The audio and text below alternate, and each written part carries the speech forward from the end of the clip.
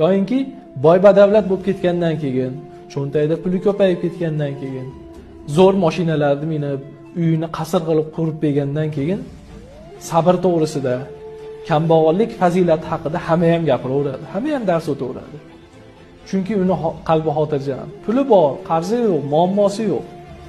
Xotirjamchilikdan, sabrdan, bu qora kunlarga sabr qilishlikni hamma boy badavlat odam ham gapiraveradi. Haqiqiy mardlik nima desa, o'sha sabrdir. O'sha qanoatli bo'lishdi.